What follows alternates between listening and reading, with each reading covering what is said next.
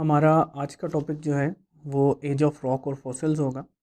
As of rock और fossils में हमें थोड़ी सी चीज़ें पहले समझना होगी। जैसा कि इस ज़मीन के ऊपर जो जियोलॉजिकल टाइम गुजरा है मुख्तलिफ़ अदवार में मुख्तलिफ़ जानदार जो हैं वो गालिब रहे हैं। इसको हम जियोलॉजिकल टाइम चार्ट के ज़रिए से शो करते हैं।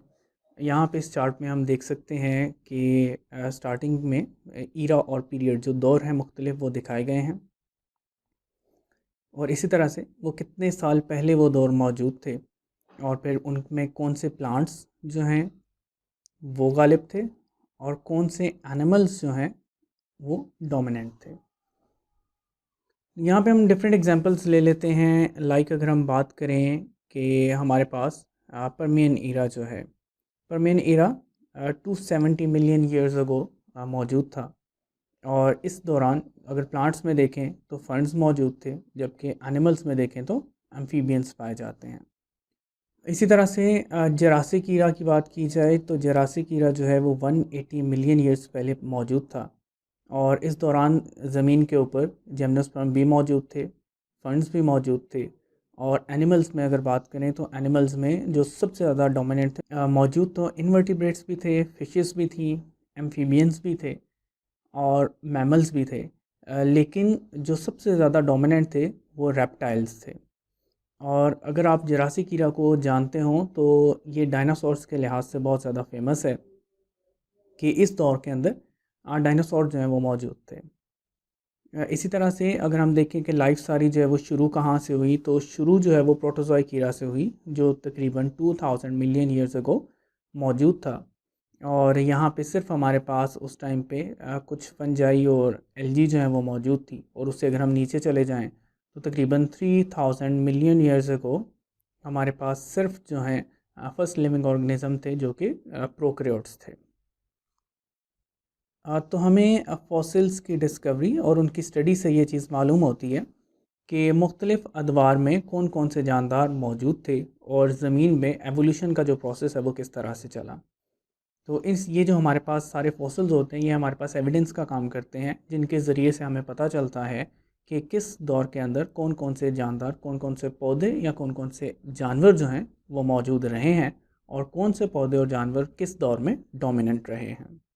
तो इसी को अरेंज करते हुए हम लोगों ने टाइम के लिहाज से इस चार्ट को डिज़ाइन किया, जिसको जियोलॉजिकल टाइम चार्ट का नाम दिया जाता है। जियोलॉजिकल टाइम जैसे जैसे पास करता चला जाता है तो नई लेयर्स बननी शुरू हो जाती हैं।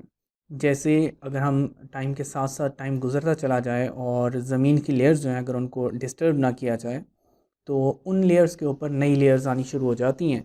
और जब हम ज़मीन को खुदाई करते हैं और उसको काट के देखते हैं तो ये हमें क्लियरली विजिबल होती हैं, क्योंकि हर कुछ देर के बाद जो ज़मीन की लेयर होती है उसकी कंसिस्टेंसी जो है वो चेंज हो जाती है, उसका कलर और उसका स्ट्रक्चर जो है वो थोड़ा सा चेंज हो जाता है। हम अगर यहाँ पे बात करें तो हमारे पास कितनी लेयर्स हैं, 1 2 3 4 एंड 5। यहाँ पे हमारे पास 5 लेयर्स मौजूद हैं। फॉर एग्ज़ाम्पल कि बहुत अर्सा पहले सिर्फ लेयर 1 मौजूद थी, और वक्त के साथ साथ क्या हुआ कि ये लेयर नीचे चली गई, और इसके ऊपर सेकंड लेयर ने जगह ले ली, और इसी तरह से सेकंड लेयर पे नीचे चली गई और इसके ऊपर थर्ड लेयर आ गई, एंड सो ऑन। तो इस तरह से जो सबसे ऊपर वाली लेयर जो है, जो हमारे पास इस टाइम हमारी ज़मीन मौजूद है, हम उसके ऊपर ज़िंदा हैं। और वक्त गुजरने के साथ साथ क्या होता है कि ऊपर नई लेयर्स आती चली जाती हैं, और नीचे वाली जो लेयर्स होती हैं ये प्रेस होती चली जाती हैं। तो ये मुख्तलिफ़ जो लेयर्स हैं ये मुख्तलिफ़ अदवार, मुख्तलिफ़ ईरास को शो करती हैं, और हम इनकी एज जो है वो इनके अंदर मौजूद जो आइसोटोप्स होते हैं उनसे मालूम कर सकते हैं। हम यहाँ पे एक एग्जांपल लेते हैं। जैसे कि हम जानते हैं कि ओल्डर लेयर जो है वो डीप होती है, और जो नई लेयर होती है वो ऊपर होगी, अगर इनको डिस्टर्ब नहीं किया गया। डिस्टर्ब नहीं किया गया से क्या मतलब है? डिस्टर्ब नहीं किया गया से मतलब हमारा ये है कि हमारी इस लेयर को छेड़ा नहीं गया है।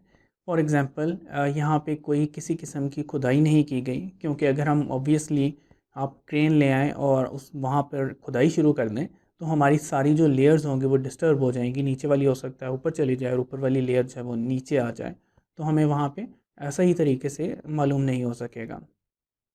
इसलिए हम उन लेयर्स को स्टडी करते हैं जिनको के डिस्टर्ब नहीं किया गया।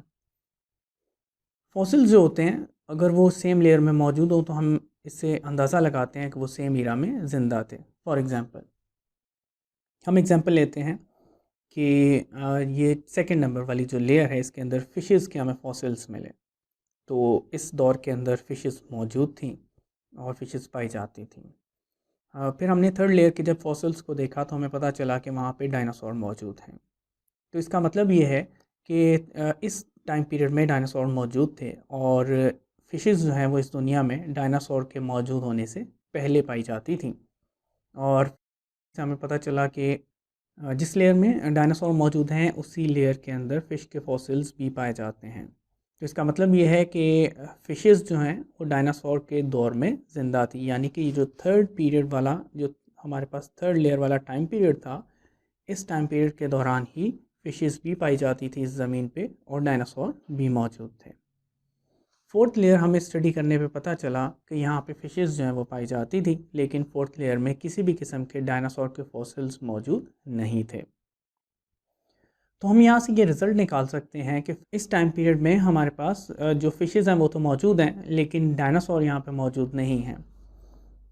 इन सिंपल वर्ड्स हम ये कह सकते हैं कि जो हमारे पास ये वाला थर्ड जो लेयर वाला जो टाइम पीरियड था, इसके दौरान डायनासोर मौजूद थे और इसी दौरान ये यहाँ से नापैद भी हो गए, एक्सटिंक्ट हो गए।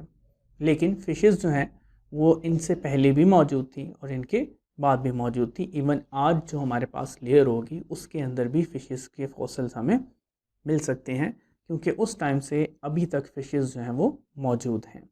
तो इस तरीके से हमें ये पता चल जाता है कि किस दौर में कौन कौन से जानदार ज़िंदा थे। और अगर हमें ये पता चले कि दो जानदार जो हैं वो एक ही टाइम पीरियड में मौजूद थे, अगर उनके फॉसिल जो हैं वो हमें मिल जाएं तो हमें पता चलता है कि वो एक ही टाइम पीरियड में ज़िंदा थे। जैसा कि यहाँ पे फोर्थ पॉइंट है, fossils found in the same layer must have been alive during the same geological period, कि ऐसे फॉसिल जो सेम लेयर में मिलते हैं उनको ये लाजमी है कि वो एक ही वक्त में ज़िंदा रहे हैं। इसके अलावा ये भी मुमकिन है कि हम रॉक्स जो हैं, जो चट्टानें हैं हमारी, उनकी एज का पता कर सकें उनके अंदर मौजूद रेडियो एक्टिव आइसोटोप्स से। कि फॉर एग्ज़ाम्पल हम देखते हैं कि हमारी कौन सी लेयर के अंदर कितने रेडियो एक्टिव आइसोटोप्स जो हैं वो पाए जाते हैं, तो उनकी जो अमाउंट होती है उनको कंपेयर करते हुए हम एज जो है वो पता कर सकते हैं। तो इस तरीके से हमारे पास एग्जैक्ट एक टाइम पीरियड आ जाता है कि किस टाइम पीरियड में ये लेयर जो है इसकी फॉर्मेशन हुई है, यानी कि किस दौर के अंदर ये लेयर बनी है। तो इस तरह से हमारे पास मुख्तलिफ लेयर्स की एज आ जाती है और सेकेंडली हम जो है उनके उस लेयर के अंदर मौजूद फिर जानदारों की स्टडी कर लेते हैं, या फिर हम डायरेक्टली जानदारों की एज को भी स्टडी कर सकते हैं, जैसा कि हमारे पास कार्बन डेटिंग जैसा फिनोमेना मौजूद है।